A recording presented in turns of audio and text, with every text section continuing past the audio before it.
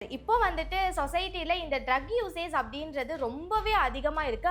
அதுவும் இல்லாம இந்தியா மாதிரி ரொம்ப பாப்புலேட்டடான கண்ட்ரில இந்த அளவுக்கு ட்ரக் யூசேஜ் இருக்குன்னா, அதுவும் ஒரு ரீசனா இருக்கிறதுக்கு வாய்ப்புகள் இருக்கா? கண்டிப்பா குற்றங்கள பொறுத்தவரைக்கும் நம்ம எப்படி பார்க்கணும் அப்படின்னு சொன்னா, செய்யக்கூடிய ஆட்கள வச்சு. ஒரு 2 நபர்கள் ஒரு அறைக்குள்ள இருக்கிறாங்கன்னு சொன்னா, அவங்களுக்கு நடுவுல பெரிய அளவுல குற்றங்கள நம்மளால பார்த்துற முடியாது. ம்.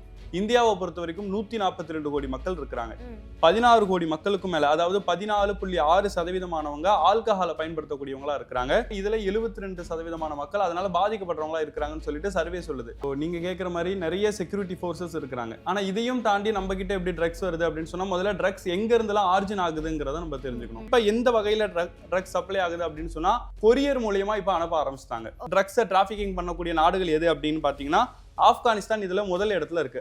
வாழ்வாதாரத்தை உயர்த்தணும்னு சொன்னா அவங்களுக்கு ஒரு வருமானம் தேவை. அப்போ அதுக்காக அவங்க ட்ரக்ஸை கையில் எடுத்திருக்கிறாங்க.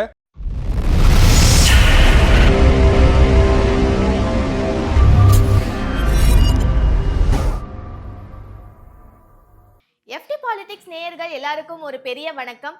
இன்னைக்கு நம்ம கூட அட்வொகேட் யாசர் தான் இருக்காரு. நிறைய பிரச்சனைகள் வந்துட்டு சமூகத்துல போயிட்டே இருக்கு அப்படின்னு சொல்லலாம். அதுல ஒரு மெயின் விஷயம் அப்படின்னா ட்ரக் யூசேஜ் தான். ஸோ அது எப்படியெல்லாம் வருது, சப்ளை ஆகுற இடம் என்ன, ஏன் அந்த அளவுக்கு யூஸ் பண்றாங்க அப்படின்ற விஷயம் எல்லாத்தையுமே நம்ம யாசர் அவர்களிடம் கேட்டு தெரிஞ்சுக்கலாம். வணக்கம் சார். வணக்கம். எப்படி இருக்கீங்க சார்? நல்லா இருக்கு. Okay sir. இப்போ வந்துட்டு சொசைட்டில இந்த ட்ரக் யூசேஜ் அப்படின்றது ரொம்பவே அதிகமா இருக்கு. அதுவும் இல்லாம இந்தியா மாதிரி ரொம்ப பாப்புலேட்டடான கண்ட்ரில இந்த அளவுக்கு ட்ரக் யூசேஜ் இருக்குன்னா, அதுவும் ஒரு ரீசனா இருக்கிறதுக்கு வாய்ப்புகள் இருக்கா? கண்டிப்பா குற்றங்களை பொறுத்த வரைக்கும் நம்ம எப்படி பார்க்கணும் அப்படின்னு சொன்னா, செய்யக்கூடிய ஆட்களை வச்சு. ஒரு 2 நபர்கள் ஒரு அறைக்குள்ள இருக்கிறாங்கன்னு சொன்னா, அவங்களுக்கு நடுவுல பெரிய அளவுல குற்றங்கள நம்மளால பார்த்துற முடியாது. ம். ஆனா அதே அறைக்குள்ள ஒரு 100 பேர் இருக்கிறாங்கன்ற பட்சத்துல அவங்களுக்குள்ள திருட்டுகள் நடக்கும், கொலை நடக்கும், கொள்ளை நடக்கும், அவங்களுக்குள்ள ஒரு ஈகோ சண்டை வரும். ம். ம். பெண்களும் இருக்கிறாங்கன்ற பட்சத்துல அவங்களுக்கு எதிரான குற்றங்கள் அதிகரிக்க தான் ஆமா. செய்யும். அப்போ ட்ரக்ஸ் அப்படின்னு நம்ம எடுத்துக்கிட்டோம் அப்படின்னு சொன்னா 2023ல எடுத்த சர்வே படி இந்தியாவை பொறுத்த வரைக்கும் 142 கோடி மக்கள் இருக்கிறாங்க. ம். அப்ப இந்த 142 கோடி மக்கள்ல 16 கோடி மக்களுக்கும் மேல, அதாவது 14.6% ஆல்கஹாலை பயன்படுத்தக்கூடியவங்களா இருக்கிறாங்க. 3%க்கும் மேல, அதாவது 3.1 கோடி நபர்கள் வந்து இந்த ட்ரக்ஸ் அப்படின்னு சொல்லக்கூடிய வேற வேற போதைப் பொருட்களை கூடியவங்களா இருக்கிறாங்க. இதுல 72% மக்கள் அதனால பாதிக்கப்படுறவங்களா இருக்கிறாங்கன்னு சொல்லிட்டு சர்வே சொல்லுது. ஓகே. அப்போ பாப்புலேஷன் அதிகமா இருக்குங்கிற பட்சத்துல ஒவ்வொரு நபர்களுக்கும் ஒவ்வொரு விதமான குற்றங்கள்ல ஈடுபடுறதுக்கான வாய்ப்பு இருக்கும். ம். ஒருத்தர் போதைக்கு அடிமையா இருப்பாரு, ஒருத்தர் பெண்ணுக்கு அடிமையா இருப்பாரு, ஒருத்தர் வேற வேற சில விஷயங்கள்ல அடிமையா இருக்கிறாங்க அப்படிங்கிற பட்சத்துல அதுல அவங்க போக வாய்ப்பு இருக்கும் வாய்ப்புகள் இல்லையா? அதிகம். அப்ப அந்த அடிப்படையில இந்தியாவுல இருக்கக்கூடிய பாப்புலேஷனும் ஒரு மேஜர் ரீசனா தான் இதுல இருக்கு. ஓகே. இப்போ கஞ்சா அப்படின்றத தாண்டி மெத்து, ஸ்டெம்ப் அப்படின்ற மாதிரி பல வகையான போதைப் பொருட்கள் எல்லாமே இருக்கு. லைக் இப்போ இந்தியால அப்படின்னா நேவி, நார்கோ இந்த மாதிரி நெறைய செக்யூரிட்டீஸையும் தாண்டி இந்த அளவுக்கு ட்ரக் யூசேஜ் அதிகமா இருக்கிறதுக்கு ரீசன் என்ன? எப்படி வருது உள்ள? இப்போ நீங்க கேட்கிற மாதிரி நிறைய செக்யூரிட்டி ஃபோர்ஸஸ் இருக்கிறாங்க. ஆனா இதையும் தாண்டி நம்ம கிட்ட எப்படி ட்ரக்ஸ் வருது அப்படின்னு சொன்னா, முதல்ல ட்ரக்ஸ் எங்க இருந்தெல்லாம் ஆரிஜின் ஆகுதுங்கிறத நம்ம ம். தெரிஞ்சுக்கணும். ம். உதாரணத்துக்கு சொல்லணும்னா, நீங்க சொல்ற மாதிரியான ட்ரக்ஸ், அதாவது எல்லா நபர்களுக்குமே இந்த ட்ரக்ஸ் வந்து இப்ப ஈஸியா கிடைக்க ஆரம்பிச்சிருச்சு. ம். அப்போ இந்த மாதிரியான மெத் அப்படின்னு சொல்லக்கூடிய ட்ரக்ஸ்லாம் எப்படி இங்க இருக்கக்கூடிய நபர்களுக்கு கிடைக்குது அப்படின்னு சொன்னா, கிடைக்குதுன்றது. ம். மெயினா ஹிமாச்சல் பிரதேஷ்ல இருந்து கிடைக்குது அப்படின்னு சொல்லிட்டு கவர்மெண்ட் ரிப்போர்ட்ஸ் நமக்கு சொல்றாங்க. ஓகே. ஹிமாச்சல் பிரதேசத்துல இருந்தும் காஷ்மீர்ல தான் இந்த மாதிரியான விஷயங்கள் ஆரிஜினே செய்யப்படுது, அங்கதான் உருவாக்கவே படுது. ம். ம். இது மட்டும் இல்லாம நேபாள் அப்படின்னு சொல்லக்கூடிய நாட்டுல இருந்து இந்தியாவுக்கு, குறிப்பா வட மாநிலங்களா இருக்கக்கூடிய டெல்லியா இருக்கட்டும், பீகாரா இருக்கட்டும், உத்தரப்பிரதேசமா இருக்கட்டும், ராஜஸ்தானா இருக்கட்டும், இந்த மாதிரியான இடங்கள் மூலியமாக தான் தமிழ்நாட்டுக்குள்ளேயும் ஆல் ஓவர் தமிழ்நாடு முழுக்க ட்ரக்ஸ் சப்ளை ஆகுது. குறிப்பா எந்த வகையில ட்ரக்ஸ் சப்ளை ஆகுது அப்படின்னு சொன்னா, அங்க இருக்கக்கூடிய நபர்கள் கொரியர் மூலியமா இப்ப அனுப்ப ஆரம்பிச்சிட்டாங்க. ஓகே. ஸ்டார்டிங்ல எல்லாம் ட்ரக்ஸ் எப்படி வரும்னு சொன்னா, ஒரு ட்ரக்ல அனுப்பி அனுப்பி வைப்பாங்க. வைப்பாங்க. அங்க ம். இருக்கக்கூடிய போலீஸ் அவங்க செக் விலைக்கு போஸ்ட் வாங்கி எல்லாத்தையும் இது பண்ணிட்டு வரும். செக் போஸ்ட் எல்லாம் கிராஸ் பண்ணிட்டு தான் அவங்க வர ம். மாதிரியே ம். இருக்கும். ஆனா இப்பலாம் எப்படி வருதுன்னு சொன்னா, கவர்மெண்ட்டுக்கு யாருக்கும் தெரியாம இது பண்ணணும். போலீஸ்லாம் இப்ப ரொம்பவே உஷாராயிட்டாங்க. இல்லாட்டி மோப்ப நாய்கள வச்சுலாம் சோதனை செய்ய ஆரம்பிச்சுட்டாங்க. அப்படிங்கிறத உணர்ந்த குற்றவாளிகள் என்ன பண்றாங்கன்னா, கொரியர் மூலியமா, ஒரு பார்சல் மூலியமா, இல்லாட்டி ஃப்ளைட்லயே அனுப்புறதுக்கான வாய்ப்பு இருக்கா அப்படிங்கிற மாரி பார்த்து, இந்த மாதிரியான விஷயங்கள்ல ட்ரக்ஸ இன்னைக்கு சப்ளை பண்ண ஆரம்பிச்சுட்டாங்க. இந்தியாவை பொறுத்த வரைக்கும் எந்த மாதிரியான ஆபீசர்ஸ்லாம் இந்த ட்ரக்ஸை கண்ட்ரோல் பண்றதுக்காக இருக்கிறாங்க அப்படின்னு சொன்னா, மெயினா வந்து நார்கோட்டிக் கண்ட்ரோல் பியூரோ, ம். அதாவது என்சிபி அப்படின்னு சொல்லுவாங்க. இவங்க இருக்கிறாங்க. இவங்களுக்கு கீழேயும் பல பிரிவுகளை மத்திய அரசாங்கம் ஏற்படுத்தி இருக்கிறாங்க. உதாரணத்துக்கு கஸ்டம் அண்ட் சென்ட்ரல் எக்ஸசைசஸ் அப்படிங்கிற அமைப்பு இருக்கு. அது இல்லாம state police, state exercise and prohibition department அப்படிங்கிறது இருக்கு. சிபிஐ அப்படின்னு சொல்லக்கூடியவங்க நம்ம குற்றவாளிகளை தேடுறவங்களா பார்ப்போம். ம். ஆனா இவங்களும் கூட ட்ரக்ஸை கண்ட்ரோல் பண்றதுக்காக மத்திய அரசாங்கம் சார்பா நியமிக்கப்பட்டிருக்கிறாங்க. ஓகே. இவங்களோட முக்கிய வேலைகளா என்ன இருக்கும் அப்படின்னு சொன்னா, வேற நாடுகள்ல இருந்து ட்ரக்ஸ் இந்தியாவுக்குள்ள வருதா அப்படிங்கறத கண்காணிக்கிறதும், அதே மாதிரி அந்த கண்காணிக்கக்கூடிய பணியில எந்த மாதிரியான காவல்துறை அதிகாரிகள் இருக்கணும், அவங்க எந்த மாதிரியான ட்ரைனிங் எடுத்திருந்தா இந்த மாதிரியான ட்ரக்ஸை கண்டுபிடிக்க முடியும். ம். நம்ம உதாரணத்துக்கு இந்த அயன் படம் பார்த்திருப்போம்ல, ஆமா. ம். அதுல இருக்கக்கூடிய அந்த ஏர்போர்ட்ல இருக்கக்கூடிய கஸ்டம் ஆபீசர் வெளிநாட்டுல இருந்து ட்ரக்ஸ் வரதா இருக்கட்டும், அங்க இருந்து வைரங்களை கடத்துறதா இருக்கட்டும், ம். இவங்க எந்தெந்த டைப்ல எல்லாம் நம்ம நாட்டுக்கு கொண்டு வருவாங்கன்றதெல்லாம் அவர் ஈஸியா கண்டுபிடிப்பாரு. அவர் எப்படி கண்டுபிடிக்கிறாருன்னா, நான் சொன்ன இந்த துறைகள் எல்லாமே இவங்க எந்த மாதிரி எல்லாம் குற்றவாளிகள் இந்த ட்ரக்ஸை கடத்துறதா இருக்கட்டும், இல்லாட்டி இல்லீகல் பொருளை கடத்திட்டு வரதா இருக்கட்டும் அப்படிங்கிற ட்ரைனிங்கை கொடுக்கறது தான் இவங்களுடைய முக்கிய நோக்கமாவே இருக்கு. Okay sir. இப்போ நீங்க பேசும்போது சொன்னீங்க, நெறைய வந்துட்டு இந்த கொரியர் மூலியமா தான் வந்துட்டு ட்ரக்ஸ்லாம் இங்க வருது அப்படின்னு சொல்லிட்டு சொன்னீங்க. ஸோ எந்த ஒரு டிரான்ஸ்போர்ட்டா இருந்தாலும் இந்த செக்யூரிட்டி அப்படின்றது ரொம்பவே பலமா இருக்கும் அப்படின்னு சொல்லலாம். அதுவும் ட்ரக்ஸ் மாதிரியான ஸ்டஃப் எல்லாம் எடுத்துட்டு வரும்போது இன்னுமே அதிகமா இருக்கும். அதெல்லாம் தாண்டி எப்படி கொரியர்ல இதுவரைக்கும் வருது? கொரியரை பொறுத்த வரைக்கும் எல்லா விஷயங்களையுமே காவல்துறை அதிகாரிகள் கண்காணிக்க தான் செய்வாங்க. ஒரு நாட்டுல இருந்து ஒரு நாட்டுல வருது அப்படின்னு சொன்னா, அந்த நாட்டுல என்ன பொருள் ஸ்கேன் படதான் செய்யுது. அது ஏர்போர்ட்டா இருக்கட்டும், ஹார்பரா இருக்கட்டும், எல்லா இடங்கள்லயுமே அதுக்கான லீகல் டாக்குமெண்ட்ஸ் இருக்கா அப்படிங்கறத வெரிஃபை பண்ணிட்டு தான் அங்க இருக்கக்கூடிய அதிகாரிகள் அதை நாட்டுக்குள்ளேயே அலோவ் பண்றாங்க. அனுப்புறாங்க. ஆமா. ஆனா அதையும் மீறி சில விஷயங்கள் மறைமுகமா கொண்டு வரப்படுதுதான் இன்னைக்கு நாடு முழுக்க பரவிக்கிட்டு இருக்கு. ம், ம். அதுக்காக காவல்துறை அதிகாரிகள் வேலையே செய்யலையா, எல்லாமே கண்மூடித்தனமா விட்டுட்டு இருக்காங்களா, இல்லாட்டி லஞ்சம் வாங்கிட்டு அவங்களுக்கு சப்போர்ட் பண்றாங்களா அப்படின்னு சொன்னா, சில அதிகாரிகள் லஞ்சம் வாங்கிட்டு அதுக்கு உறுதுணையா போறவங்களும் இருக்கிறாங்க. அவங்க ஒரு கட்டத்துல சிக்கக்கூடிய நேரத்துல அவங்க மேலேயும் துறை ரீதியான நடவடிக்கை எடுக்கப்படதான் செய்யுது. ம், ம். அப்போ வரக்கூடிய கஞ்சாவா இருக்கட்டும், வரக்கூடிய அந்த போதைப் பொருட்களா இருக்கட்டும், இது எல்லாமே அவங்களுடைய கண்ணுல சிக்காம வரக்கூடிய விஷயங்கள் தான். ம். அப்போ இதை நம்ம குற்றம் சொல்லவே முடியாது. Okay sir. இப்போ நீங்க பேசும்போதே சொன்னீங்க வந்துட்டு, அதோட ஆரிஜினே வந்துட்டு வேற வேற இடங்கள் அப்படின்னு சொன்னீங்க. அத தமிழ்நாடு வரைக்கும் எடுத்துட்டு வராங்க அப்படின்னா, அப்போ அந்த நெட்வொர்க் வந்துட்டு ரொம்ப பலமானதா இருக்கும் அப்படின்ட்டு நினைக்கிறேன். ஸோ அந்த நெட்வொர்க் பத்தி சொல்லுங்க சார். அந்த ட்ரக்ஸ் சப்ளை பண்ற நெட்வொர்க் பத்தி சொல்லுங்க. பொதுவா எதுக்காக இந்த ட்ரக்ஸ்லாம் அதிகரிக்குது அப்படிங்கிறதையும் நம்ம தெரிஞ்சுக்கணும். நம்ம நாட்டை பொறுத்த வரைக்கும் இந்தியாவுல இங்க இருக்கக்கூடிய வணிகங்களை வச்சுதான் நம்ம நாட்டினுடைய வருமானமே இருக்கும். ம். அதே மாதிரி வேற சில நாடுகள்லாம் எடுத்துக்கிட்டீங்கன்னு சொன்னா அவங்களுக்குன்னு ஒரு உள்நாட்டு உற்பத்தின்னு ஒண்ணு இருக்காது, ஒரு ம். வியாபாரம் இருக்காது, அவங்களுக்குன்னு சொல்லிட்டு பெரிய அளவுல ப்ராஃபிட் இருக்காது.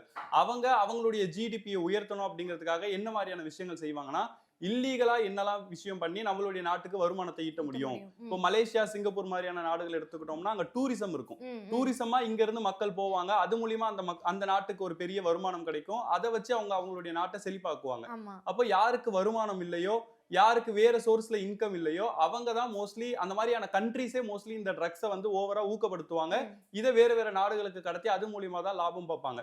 உதாரணத்துக்கு சொல்லணும்னு சொன்னா, முக்கியமா ட்ரக்ஸை டிராபிகிங் பண்ணக்கூடிய நாடுகள் எது அப்படின்னு பாத்தீங்கன்னா, ஆப்கானிஸ்தான் இதுல முதல் இடத்துல இருக்கு. ஆப்கானிஸ்தான்ல இருந்து ட்ரக்ஸ் பல நாடுகளுக்கு போகுது. ஏன்னு சொன்னா நம்ம எல்லாருக்குமே தெரியும், ஆப்கானிஸ்தான் இப்ப ரீசெண்டா பல நபர்கள் கிட்ட இருந்து கைமாறிக்கிட்டு இருக்கு. ம். அப்ப அவங்களுடைய நாட்டை வளர்க்கணும் அப்படின்னு சொன்னா, அங்க இருக்கக்கூடிய மக்களுடைய வாழ்வாதாரத்தை உயர்த்தணும்னு சொன்னா அவங்களுக்கு ஒரு வருமானம் தேவை. அப்போ அதுக்காக அவங்க ட்ரக்ஸை கையில் எடுத்திருக்கிறாங்க.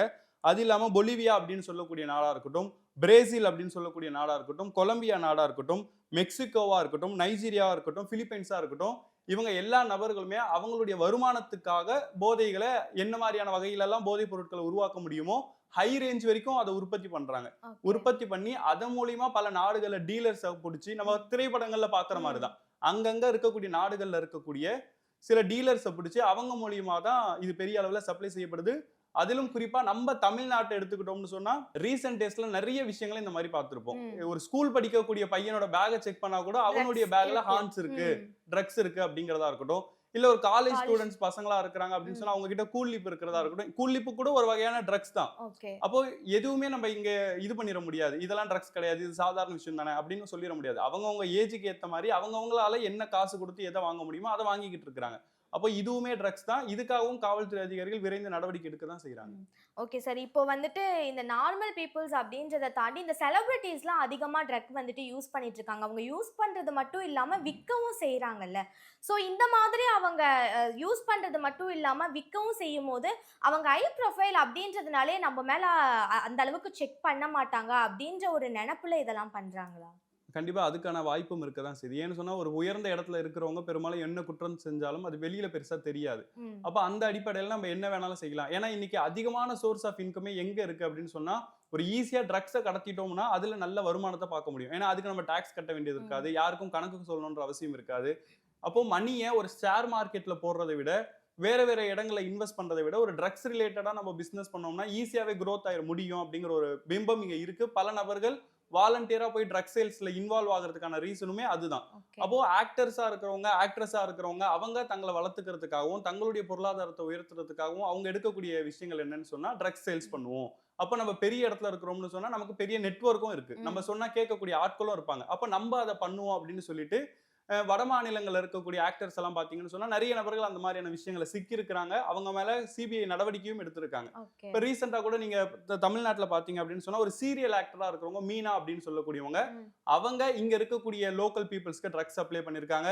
இன்னும் சில சீரியல் ஆக்டர்ஸையும் தாண்டி மூவிஸ்ல நடிக்கக்கூடிய ஆக்டர்ஸ்க்கும் கூட அவங்க ட்ரக்ஸ சப்ளை பண்றாங்க அப்படின்னு சொல்லிட்டு, அவங்கள கைது பண்ணி இப்ப வரைக்கும் காவல்துறை அதிகாரிகள் சோதனை செஞ்சுட்டு தான் இருக்காங்க. அப்ப அவங்க ம். எப்படி மாட்டுனாங்கன்னு சொன்னா, கையும் களவுமா மாட்டுனாங்க. சென்னை ராயப்பேட்டையில ஒரு மால் கிட்ட நின்னுட்டு இருக்கக்கூடிய நேரத்துல, காவல்துறை அதிகாரிகளுக்கு தகவல் வருது. இந்த மாரி இந்த ஒரு ஆக்டர் வந்து ட்ரக் சேல்ஸ் பண்ணிக்கிட்டு இருக்காங்க. இல்லீகல் விஷயத்துல இன்வால்வ் ஆகுறாங்க அப்படிங்கிற ஒரு விஷயம் போன உடனே, காவல்துறை அதிகாரிகள் தொடர்ச்சியா அவங்கள மானிட்டர் பண்றாங்க. ஒரு கட்டத்துல உண்மையிலேயே அவங்களுடைய பேக்ல ட்ரக்ஸ் இருக்கு அப்படிங்கிறத தெரிஞ்சுக்கிட்டு, அவங்க ட்ரக்ஸ் சப்ளை பண்றதுக்காக தான் இந்த ஸ்பாட்டுக்கு வந்திருக்காங்க அப்படிங்கிறத தெரிஞ்சுட்டு, அவங்கள ரவுண்ட் அப் பண்ணி தான் அரெஸ்ட்டுமே பண்ணியிருக்காங்க. Okay sir. இப்போ இந்த ட்ரக் யூசேஜ் வந்துட்டு ரொம்ப அதிகமா இருக்கு. இதனால எந்த மாதிரியான பாதிப்புகள்லாம் வரும் சார்? ட்ரக்ஸ பொறுத்தவரைக்கும் என்ன மாதிரியான ட்ரக்ஸ்லாம் இருக்குன்னு சொன்னா, கொக்கைன் அப்படின்னு சொல்லக்கூடிய ட்ரக். ஏன்னா இப்போ ஒவ்வொரு நேரத்திலுமே ஒவ்வொரு விதமான ட்ரக்ஸ் வந்து ஃபேமஸ் ஆகும். அப்ப இப்ப இருக்கக்கூடிய ஜெனரேஷன் கிட்ட ரொம்பவே சீக்கிரமா போதை தரக்கூடிய விஷயங்கள் எது எது அப்படின்னு பார்க்கும்பொழுது, கொக்கைன் அப்படிங்கிற ஒண்ணு சொல்றாங்க.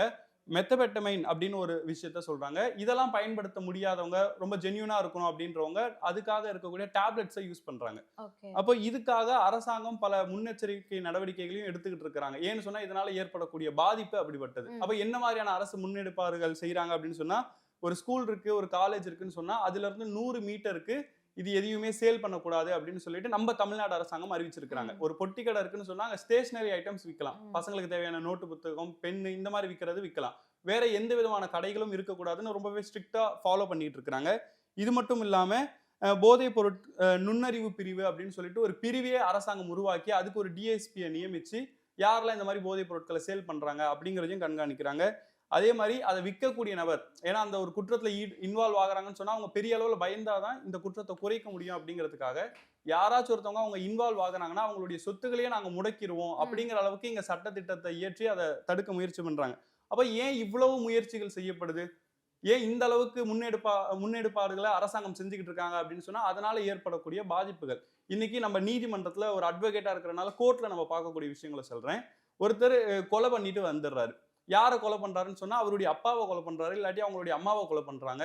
ஏன்பா கொலை பண்ணேன்னு கேட்டா, நான் சாப்பாடு கேட்டா அவங்க சாப்பாடு வைக்கல. அதனால நான் குத்தி கொலை பண்ணிட்டேன். ம். அப்ப இந்த ஒரு காரணத்துக்காகலாம் பெத்தவங்கள கொலை பண்ணுவாங்களான்னா, யாருமே பண்ண மாட்டோம். இப்ப நீங்களும் நானுமே கூட நம்மளுடைய அம்மா கிட்ட ஒரு சாப்பாடு கேட்கிறோம். அவங்க சாப்பாடு தரலன்ட்டு போய் கொலை பண்ணிருவோமா? கண்டிப்பா மாட்டோம். மாட்டோம். ம். அப்ப அவரு ஏன் அத பண்ணாரு அப்படின்னு சொன்னா, அவரு சொல்றாரு, "நான் அப்பதான் என்னோட ஃபிரெண்ட்ஸோட பர்த்டே பார்ட்டிக்கு போயிட்டு வந்தேன். ஃபுல்லா போதையில இருந்தேன். ம். அப்ப நான் போதையில என்ன பண்றேன்னு தெரியாம, என் பேரண்ட்ஸே கொன்னுட்டேன்" அப்படிங்கிறாரு. ம். இன்னொருத்தர் வராரு. அவரு என்ன பண்றாரு, "நான் வந்து திருடிட்டேன்" அப்படிங்கிறாரு. அப்ப ஏன் இந்த வயசுல திருடுறீங்க அப்படின்னு கேட்கும்பொழுது, "எனக்கு போதை பொருட்கள வாங்கணும். அத வாங்குறதுக்கு காசு இல்ல. அதனால நான் போய் திருடிட்டேன்." அப்போ இன்னைக்கு சமூகத்துல நடக்கக்கூடிய எந்த குற்றமா இருந்தாலும் சரி, ஒரு பெண் கெடுக்கப்படுறதா இருக்கட்டும், இல்ல ரோட்ல கூடிய நபர்கள் கிட்ட இருந்து செல்போன் பறிப்பா இருக்கட்டும், இல்லாட்டி சும்மா நடந்து போய்கிட்டு இருந்திருப்பாரு. அவர போய் இவர் அடிச்சிருப்பாரு. ஏங்க சம்பந்தமே இல்லாம அவர அடிச்சீங்கன்னா, நான் போதையில என்ன பண்றேன்னு தெரியாம பண்ணிட்டேன். அப்ப நம்ம ரீசென்ட்டா நெறைய வீடியோஸே பார்க்குறோம்ல ம். சோசியல் மீடியால காவல்துறை அதிகாரிகள திட்டுறாங்க. ஆமா. எனக்கு அவர தெரியும், இவர தெரியும்னு ம். கேட்கறாங்க. மறுநாள் காலைல போய் அவர விசாரிச்சு கேட்டா, நான் நான் என்ன அப்படி பண்ணேனே பேசினேனே தெரியல. தெரியல. ம். நானா அப்படி பேசினேன்னு ம். கேட்கறாங்க. ஏன் பண்றாங்க அப்படின்னு சொன்னா, ஏன்னா போதையில இருந்திருக்கிறார். அப்போ சமூகத்துல இன்னைக்கு நடக்கக்கூடிய 190% குற்றங்கள் வந்து உள்நோக்கங்கள் இருக்கிறது கிடையாது. ம். ம். ஒருத்தர கொலை பண்ணணுன்ற நோக்கம் எனக்கு இருந்தா தான் அது கொலைன்னு சொல்லுவோம். எனக்கு அவர கொலை பண்ணணுன்றது நோக்கம் இல்ல. நான் பதட்டத்துல போய் குத்திட்டேன். ஏன் அந்த பதட்டம் வந்துச்சுன்னா, அந்த பதட்டத்தை ஏற்படுத்துறது அவருக்கு அந்த போதை. போதை. அப்போ ம். சமூகத்துல இருக்கக்கூடிய எல்லா குற்றங்களுக்குமான காரணமா இந்த போதை இருக்கு. அப்ப இந்த போதைய ஒழிச்சாதான் குற்றங்கள குறைக்க முடியும் அப்படிங்கிறதுக்காக தான் இந்த மாதிரியான விஷயங்கள முன்னெடுக்கிறாங்க. இது இல்லாம மருத்துவர்கள் சொல்ற விஷயங்கள் என்ன? யாராச்சும் ஒருத்தவங்க போதைப் பொருட்கள தொடர்ச்சியா பயன்படுத்துறாங்கன்னு சொன்னா, அவங்களுக்கு மறதி ஏற்படும். நரம்பு தளர்ச்சி ஏற்படும். உடல் கேன்சர் பல கேன்சர் ம். வகைராக்கள் வரதுக்கான வாய்ப்புகள் இந்த போதைப் பொருட்கள்ல இருக்குன்னு சொல்றாங்க. அப்போ எல்லா வகையிலுமே ஒரு மனிதனுக்கு இந்த போதை எதிரானதா இருக்குன்றதையும் நம்ம புரிஞ்சுக்கணும். Okay sir. இப்போ நீங்களே பேசும்போது சொல்லிட்டு இருந்தீங்க, இந்த ஸ்கூல் ஸ்டூடண்ட்ஸ் கிட்டலாம் ட்ரக்ஸ் போகுது அப்டின்னா, அந்த சுட்டு வட்டாரத்துல வந்துட்டு எந்த இடத்துலயும் இந்த மாதிரியான விநியோகம் இருக்கக்கூடாது அப்டின்றதுக்காக காவல்துறை எல்லாம் பல விஷயங்கள் பண்றாங்க. அப்புறம் நெறையா கேஸ்லாம் இருக்கு, நெறைய லாஸ் இருக்கு அப்டின்னு சொல்லியிருந்தீங்க.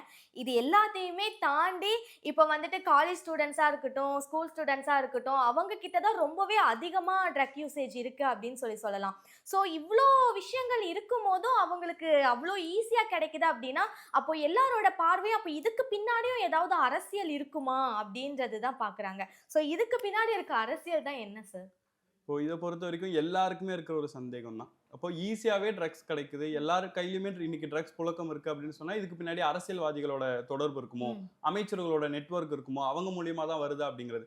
இத பொறுத்தவரைக்கும் இத நீங்களும் நானும் ஈஸியா அஸ்யூம் பண்ணி சொல்லிற முடியாது. ஒருத்தர் மேல குற்றச்சாட்ட வைக்கிறோம். அது அந்த தப்ப பண்ணது முதலமைச்சரா இருந்தா கூட, அவருக்கு இதுல தொடர்பு இருக்குன்னு நம்ம சொல்லணும்னா கூட, பாதிக்கப்பட்ட நபர் குடுக்கக்கூடிய புகாரின் அடிப்படையில யார் அந்த பொருள வித்தாங்களோ, அவங்கள கைது பண்ணக்கூடிய நேரத்துல அவரு ஆதாரத்தோட சொல்லணும். ஓகே. ஏன்னா அவரு ப்ரூஃப் யாரு தான் முக்கியம். ஆமா. ப்ரூஃப் ம். முக்கியம். ஒரு சாதாரண ரோட்ல போறவன கை காமிச்சு, இவன் தான் எனக்கு சப்ளை பண்ணான். இவன் மூலியமா தான் நான் இத வித்துக்கிட்டு இருக்கேன்.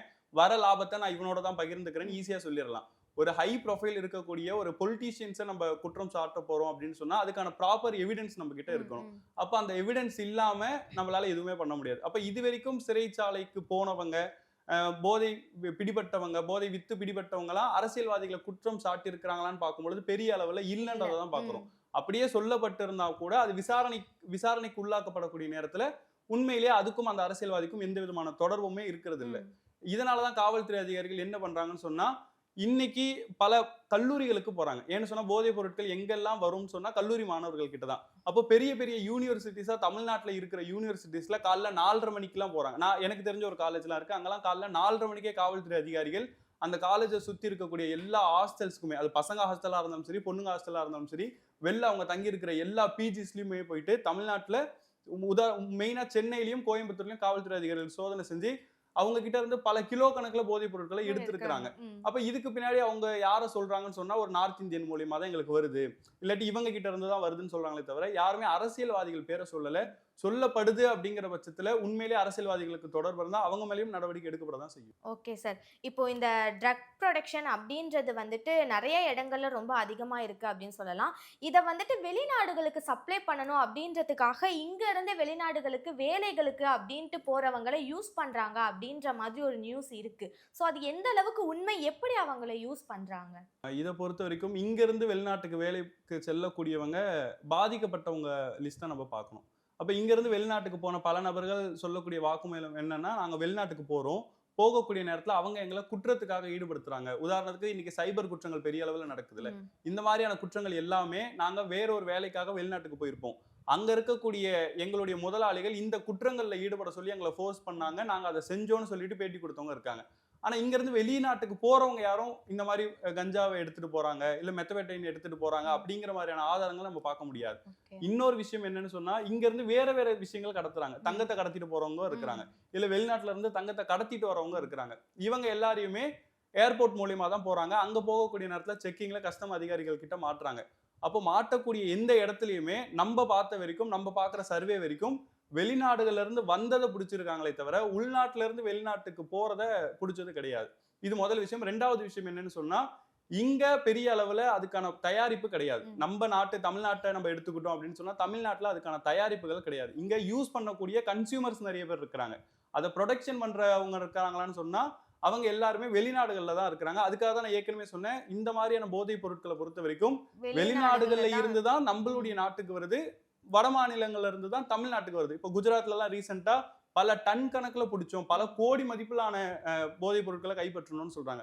அப்போ வெளிநாடுகள்ல இருந்து வட மாநிலங்களுக்கு வருது. வட மாநிலங்கள்ல இருந்து தமிழகத்துக்கு சப்ளை ஆகுதுன்றத தான் புரிஞ்சுக்கணும்.